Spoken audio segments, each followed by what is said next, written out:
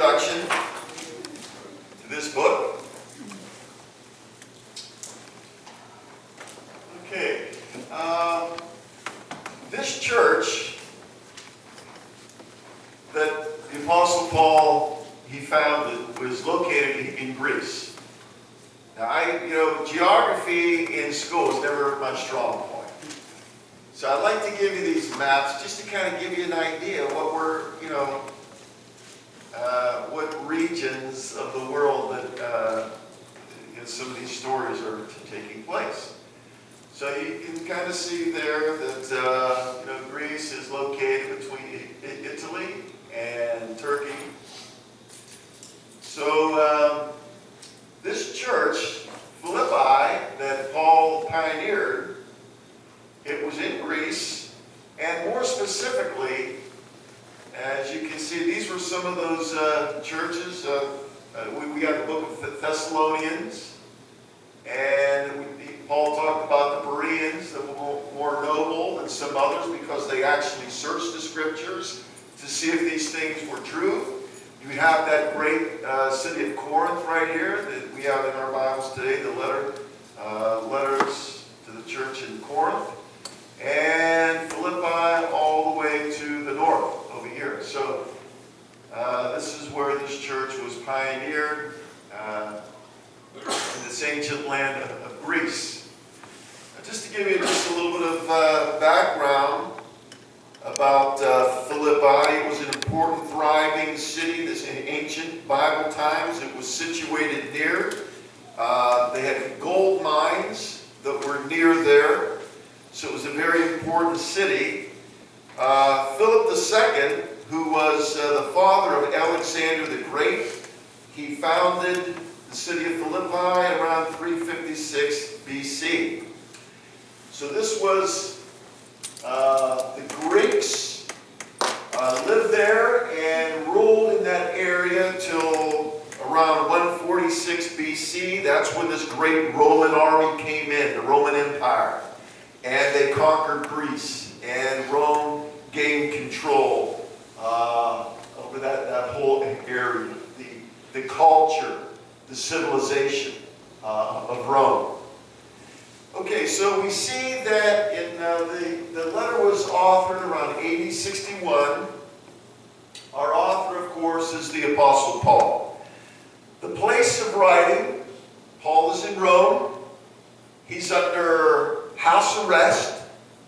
These are what is called the prison epistles. Ephesians, Philippians, Colossians, and Philemon. So Paul, he's in a rented house. He's in chains. He's under Roman guard, but his friends are allowed to come in and visit him. Just to give you a little bit of background about that, it goes all the way back to Jerusalem. Paul was arrested in Jerusalem for preaching the gospel. They eventually got him to the seaport city of Caesarea. Felix and Festus, the governors in Caesarea, they put him in jail for 2 years. He was in Caesarea for 2 years. He finally got on a boat, and through some harrowing experiences in the Mediterranean, suffering shipwreck, being on islands, being bitten by a snake, he finally makes it to Rome. And there he's under house arrest, in chains with these Roman guards. And so this is where this letter is being written in Rome under house arrest. Here's the introduction of our message today. We're going to be talking in our message today about how God can use life's difficult experiences to make us more effective for Him. Well, let me ask you, have you ever faced a difficult situation or experience in life? Have you? Of course we have. And God has a way, friends, of making lemonade out of lemons. God has a way of turning around the seemingly negative experiences that you and I face in life, of turning them around for good. And that's the promise that we have in Romans 8:28, right? All things work together for the good, for those who love God, for those who are called according to His purpose. That's one of your memory verses. Are you memorizing your scriptures? I think that's on your list. It's one of your memory verses. Okay, let's move on from here. Okay, now let's look at how God can use these seemingly negative situations and circumstances in life, friends, to work in our life and make us the men and women of God He wants us to be, so we can be more effective for Him. This is way number one. Are you ready? He can open doors for us to be a witness for Him. As for the Apostle Paul, he's in house arrest in Rome. There's Roman guards there. He's in chains. There are people there that the Apostle Paul is witnessing to that he probably would have not been able to witness to had he not been under house arrest. So sometimes, friends, God puts us in He allows us or puts us, or we find ourselves in these negative situations in life, and there's people there maybe He wants us to witness to. Our dear friend Don Reed in Joyce. Don has cancer now. He's losing some weight. But you know what his attitude is? He said, we were talking to him just the other day, not too long ago. He said, Vince, he says, there's all kinds of doctors right now that are hearing about Jesus. So sometimes, friends, we find ourselves in these situations, and who knows? They're seemingly negative, unpleasant to us, but there's people there that God is putting us in their company that He can open doors and we can be a witness for Christ. Let's look at another area. Wow. These negative, unpleasant, painful situations in life, they humble us. It's almost kind of like God's hammer. It has a way of breaking us. We talked about this last week. The only thing that really stands between us and becoming more like Jesus is it the devil? No, what is it? It's us. We have to be broken of self, friends. So sometimes these negative situations in life, you know, they have a way of breaking us down and humbling us. And this beautiful virtue of humility, having a humble heart and a humble spirit, is of great value in God's eyes. Psalm 34:18 says this, that God is close to the brokenhearted and He saves those who are contrite in spirit. You go through these hard, difficult, trying experiences in life. They have a way of breaking us, humbling us. But as James says, God rejects the proud but gives grace to the humble. So, there comes a humbling in our lives. Everything about Jesus, friends, is marked with humility. He was born in a stable, a cave that was used as a stable. He was laid in a feeding trough.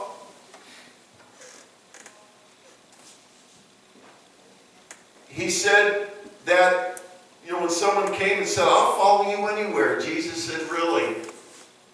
He said, the foxes have holes, the birds of the air have nests, but the Son of Man has nowhere even to lay His head. He lived in obscurity.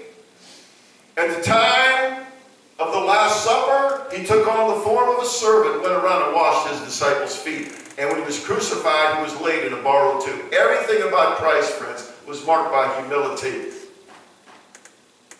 The way up with God really is the way down. So these tough situations in life, they have a way of building, giving us a humble heart and building humility in our lives. Let's look at another one. We grow in wisdom.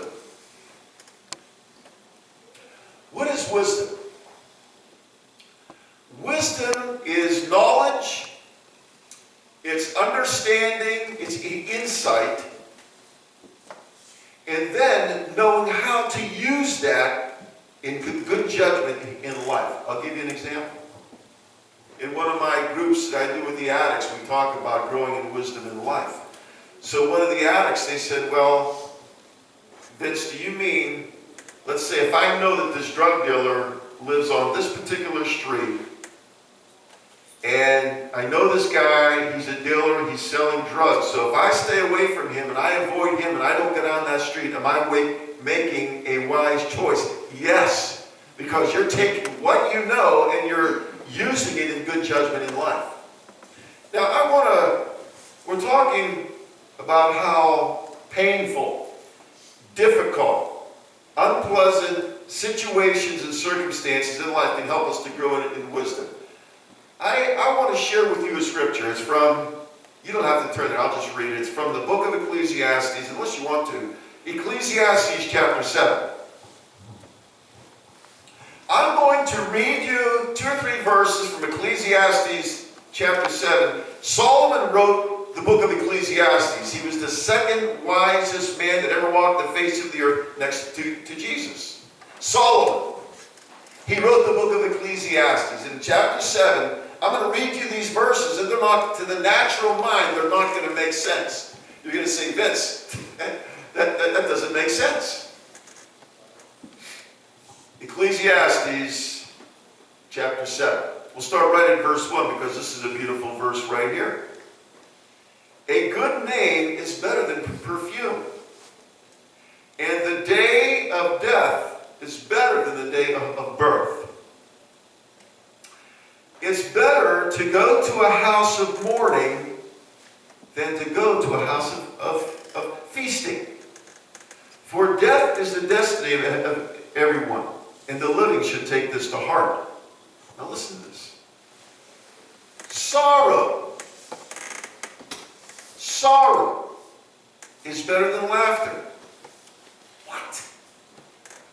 Sorrow is better than laughter because a sad face is good for the heart. The heart of the wise is in the house of mourning, and the heart of fools in the house of pleasure. I want to read this one more time. Think about this. It's better to go to a house of mourning than to a house of feasting. For death is the destiny of everyone, and the living should take this to heart. Sorrow, this is Ecclesiastes 7:3. Sorrow is better than laughter. That doesn't make sense. Because a sad face is good for the heart. And the heart of the wise is in the house of mourning, but the heart of fools is in the house of pleasure. If I were to ask you a question this morning, how many would rather be either happy or sorrowful? Which one would you choose and which one would you pick? I don't know about you, but I think I'd rather be happy. I don't know of anybody who, have given the choice, would rather be unhappy and sorrowful rather than being happy. That doesn't even make sense to the natural mind. Let's go a little bit deeper, shall we? Let's think about this a little bit deeper. Let me ask you a couple questions.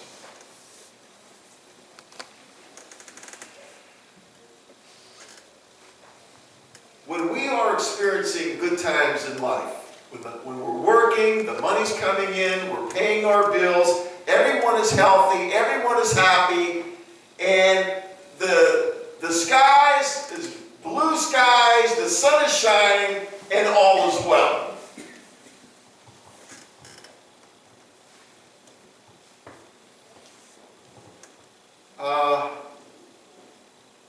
Is it times like that, friends, when our character is really put to the test and we become stronger people? Is it times like that when we really pray most earnestly and lay hold of God?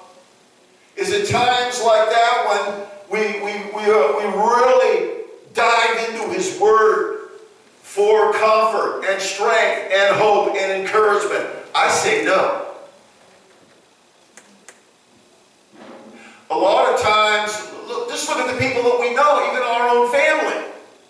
When is it when people really press into God and they're they're really thinking about God. And they're calling you and they're asking for prayer. I think it's when people are going through the worst in life. I think when we go into these fiery trials of life, problems, difficult, hard, painful situations in life, when we are thrown into the fire of these problems in life, that's when our faith is really refined. And we really exercise faith. And our character is put to the test and made stronger. And we really stand on the promises of God's Word. And we really pray most fervently and effectually when we're going through the hard times in life. Let me ask you, when do we learn, friends, the most valuable lessons in life? Is it through the good times or the bad times? I say the tough times in life. That's when we learn the most valuable lessons in life and we grow in wisdom. So, hard times in life, we grow in wisdom. Hard times in life, they draw us closer to God. Again, we really pray most fervently. We utilize prayer more. Prayer takes on a new meaning to us as we're crying out to God on behalf of ourselves and our loved ones. His Word becomes more meaningful to us. We become more dependent on God. You know where you really find God? When you come to the end of self, that's where you find God. We learn trust and dependency on God, friends. Why do you think King David, the man after God's own heart, why did it that God allowed Saul, this insane king, why did God allow Saul for about the period of about 13 years to literally make David's life a literal hell? Why did he do that? They're out in the wilderness. And David is running around one side of the mountain with his army, and Saul's running around the other side. For 13 years, God allowed Saul to make David's life a literal hell. Why did he do that? So David would learn dependency on God and learn to be dependent on God.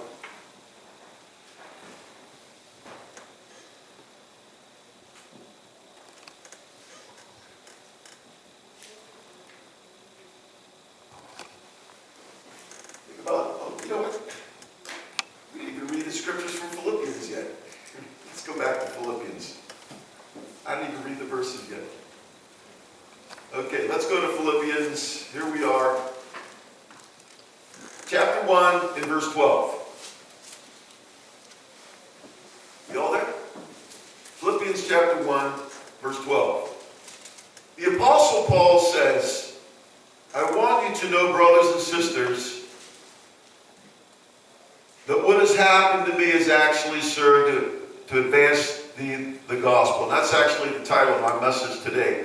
What has happened to me?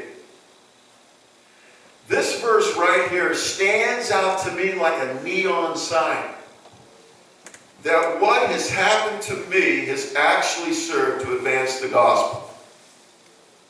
As a result, it has become clear throughout the whole palace guard and to everyone else that I'm in chains for Christ. Because of my chains, most of the brothers and sisters have become confident in the Lord and dare all the more to proclaim the gospel without fear. It is true that some preach Christ out of envy, rivalry, but others out of goodwill. The latter do so out of love, knowing that I am put here for the defense of the gospel. The former preach Christ out of selfish ambition, not sincerely, supposing that they can stir up trouble for me while I am in chains. But what does it matter? The important thing is that in every way, whether from false motives or true, Christ is preached, and because of this I rejoice. Yes, and I will continue to rejoice, for I know that through your prayers and God's provision of the Spirit, Jesus Christ, that what has happened to me, there it is again, will turn out for my deliverance. I eagerly expect and hope that I will in no way be ashamed, but will have sufficient courage, so that now, as always, Christ will be exalted in my body, whether by life or by death. For me, to live is Christ, and to die is gain. Now, I would encourage you, this is one of those verses in the Bible, friends, you really should make it a point to memorize. This is a great verse here. You know how the Bible is full of these golden nuggets? Well, this is one of them right here. I would encourage you to memorize this verse. Jesus Christ will be glorified or exalted in my body, whether by life or by death. For me to live is Christ, and to die is gain. Now, a lot of times we forget verse 23, which says, which is far better. So I would always like to attach that to that. But look at verse 22. If I am going on living in the body, this will mean fruitful labor for me. Yet, what shall I choose? I do not know. I am torn between the two. I desire to depart and be with Christ, which is far better. But it is more necessary for you that I remain in the body. Convinced of this, I know that I will remain, and I will continue with all of you for your progress in joy in the faith. So that through my being with you again, your boasting in Christ Jesus will abound on account of me. Again, the title of my message today is What Happened to Me. You see that in verse 12. Paul said that what happened to me actually served to advance the gospel. Now what he's talking about here is being sent to Rome and being in house arrest. All those people who were hearing the gospel. But friends, please, just for a moment, I want to encourage you to think about what you've gone through in your life, or maybe what you're going through right now. Please, for just a moment, think about what you've gone through in your life, or what you're going through right now. I made this statement last Sunday, and I'll say it again. When you look at me, if you see anything worthwhile or good in me at all, it has come through the deepest pain you could imagine. Tears and brokenness and heartache and pain. I wish it came another way. But it doesn't. I was 7 years old, and my mother had a terrible disease, a grievous disease called myasthenia gravis, very similar to MS, very similar to ALS, where you lose control of all of your muscles. 1965. My mother passed away the day before my eldest sister Joanne was to be married. No young girl, 19 years old,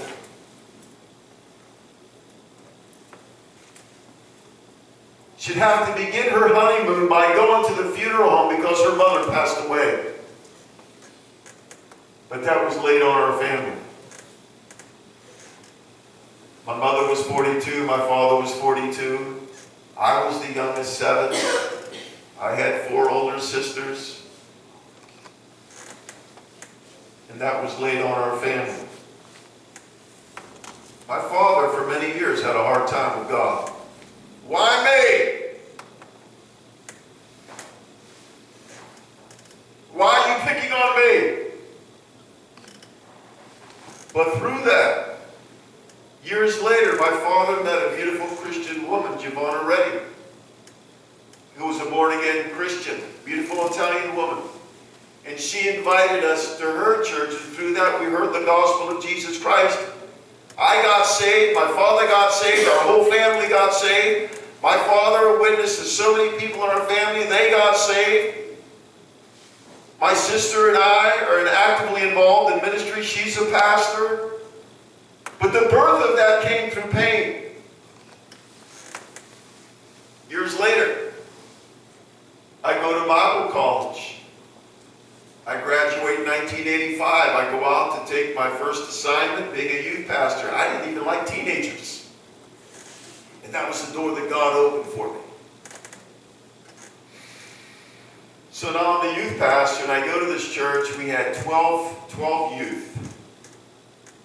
We had our first meeting in this pavilion. I brought my guitar.